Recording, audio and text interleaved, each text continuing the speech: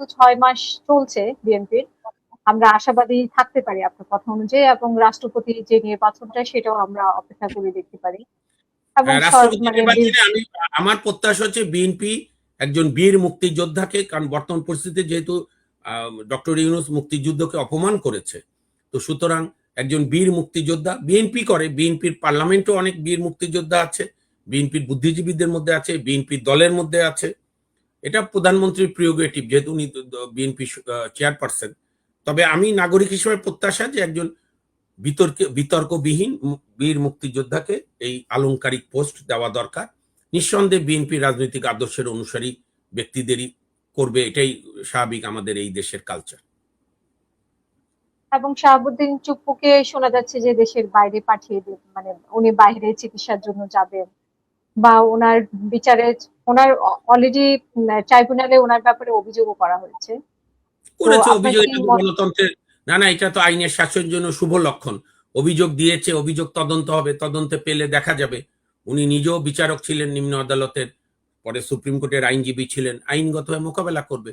উনি তো পদত্যাগ করার পর বেশ কয়েকটা মিডিয়া, আপনি নিতে পারতেন ইন্টারভিউ, বেশ কয়েকটা মিডিয়া ইন্টারভিউ দিয়েছেন, অত্যন্ত সাহসের সঙ্গে বলেছেন। উনি যে দৃঢ়তা দেখিয়েছেন, বাংলাদেশ ইতিহাস তাকে মূল্যায়ন করবে একজন সংবিধান রক্ষার বীর সেনানী।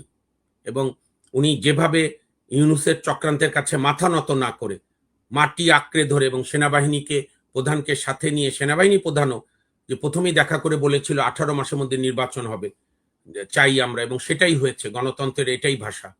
আমি তো বলবো এক্ষেত্রে 5ই অগাস্ট বিকালে না সন্ধ্যায় এই সাবেক ছাত্র নেতারা যে তারেক রহমানের সঙ্গে কথা বলেছিল সমকালের টিভি অফিস থেকে, সেখানে তারেক রহমান অত্যন্ত মেধার সঙ্গে বলেছিলেন, আমি তার প্রশংসাই করি, বলেছিলেন ওই জাতীয় সরকার টরকার না, 3 মাসের একটা কেয়ারটেকার সরকার করো, এবং 3 মাসের মধ্যে পরে নির্বাচনের ব্যবস্থা।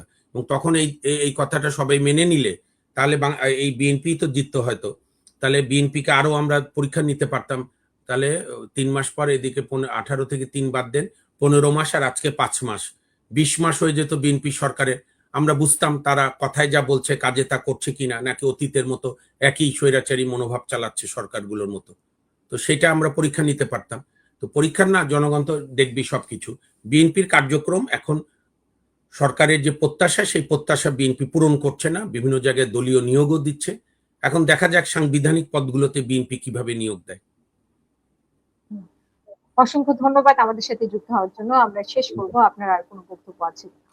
না, আমার বক্তব্য একটাই, যে বিএনপি সরকার প্রতিশোধ নেবে নাকি আইনের শাসন প্রতিষ্ঠা করবে, ন্যায় বিচার করবে না প্রতিশোধের বিচার করবে ইউনূসের মতো, সবাইকে নিয়ে রাজনীতি করবে তার প্রতিষ্ঠাতা জিয়াউর রহমানের নীতি অনুসারে, নাকি দেশে একটা মানে অস্থিতিশীলের জন্য একটা বড় রাজনৈতিক দলকে রাজনীতির বাইরে রাখার চেষ্টা করবে।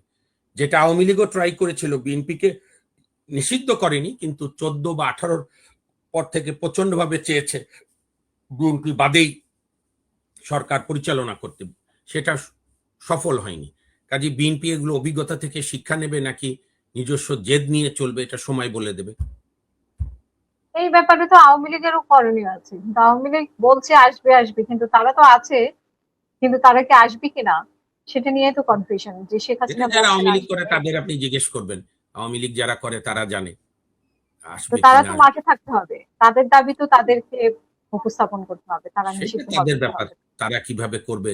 তবে আমি, এটা তো যারা আওয়ামী লীগ করে তারা জানে। তবে আমি মনে করি যে, আমি এখনো বিশ্বাস করি যে বিএনপি আওয়ামী লীগ দুইটা দলের যে কোনো একটাকে বাদ দিয়ে আপনি স্থিতিশীল গণতন্ত্র আনতে পারবেন না। কারণ বাকিরা খুবই, আমি শেষ করি, বাকিরা খুবই ক্ষুদ্র এবং পেটের মধ্যে ঢুকে যায়। কেউ আওয়ামী লীগের পেটে ঢুকেছে, কেউ বিএনপির পেটে ঢুকেছে, কেউ জামাতের পেটে ঢুকেছে। আমি আপনাকে একটা দায়িত্ব নিয়ে বলছি, আপনার শেখ হাসিনারও ফিরা লাগবে না, আপনি একটা নিরপেক্ষ নির্বাচন দেন আবার, ফর আর্গুমেন্ট সেক। বিএনপি বা আওয়ামী লীগের, বিএনপি আওয়ামী লীগের মধ্যে ফার্স্ট সেকেন্ড হবে, থার্ড হবে জামাত অনেক অনেক পিছনে, তার সঙ্গে যে এও যুক্ত হবে। এটাই হচ্ছে বাংলাদেশের রাজনীতি। আমরাও চেয়েছিলাম একটা তৃতীয় শক্তি, নানা সময় চেয়েছি দীর্ঘদিন, কারণ গণতন্ত্রের 3-4টা রাজনৈতিক দল কাছাকাছি ক্ষমতা সম্পন্ন হলে সরকারগুলো গণতান্ত্রিক হয়। কিন্তু আমাদের এখানে তো গড়ে ওঠে না, যে প্রত্যাশা নিয়ে তরুণরা দল করে, পরে আওয়ামী লীগের পেটে ঢোকে, নাহলে বিএনপির পেটে ঢোকে, আর এরা ঢুকে গেছে জামাতের পেটে। ফলে মানুষ ওই ঘুরে ফিরে আওয়ামী লীগ বিএনপির মধ্যেই তাদের মিত্র খোঁজে।